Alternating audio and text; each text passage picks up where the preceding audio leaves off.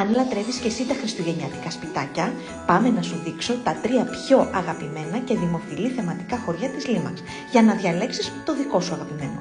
Νούμερο 1. Carnival. Μεγάλα, εντυπωσιακά, γεμάτα φως, μουσική και κίνηση. Αυτά τα κομμάτια πραγματικά σε ταξιδεύουν σε μια άλλη διάσταση. Ειλικρινά, όταν ανάβουν όλα μαζί, νιώθεις σαν να βρίσκεσαι σε ένα παλιό Λούνα Πάρκ με την ίδια γλυκιά παιδική αίσθηση. Μπορείς να τα συνδυάσεις με αντίστοιχες φιγούρες και φωτισμούς, και το αγαπημένο μου κομμάτι για φέτος είναι το Topsy Turvy.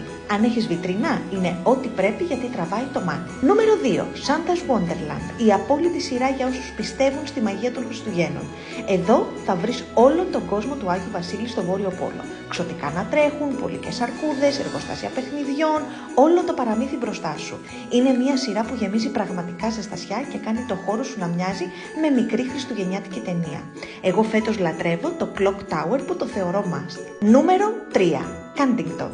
Μία λάμψη βικτοριανής εποχής, αυτή η σειρά είναι από τις πιο αγαπημένες σας. Αυτά τα σπιτάκια αποπνέουν τα Χριστούγεννα μιας άλλης εποχής. Με τα καφετιά, μπες χρώματα και τις κλασικές φιγούρες ταιριάζουν τέλεια στα περισσότερα σπίτια και θυμίζουν το κέντρο μιας παλιάς χριστουγεννιάτικης πόλης. Σου δίνουν την αίσθηση ότι περπατάς σε μια χριστουγεννιάτικη πλατεία. Εσένα, ποια σειρά είναι η αγαπημένη σου? Γράψε μου στα σχόλια και φυσικά όλα τα Λίμαξ θα τα βρεις αποκλειστικά στην Eldeco.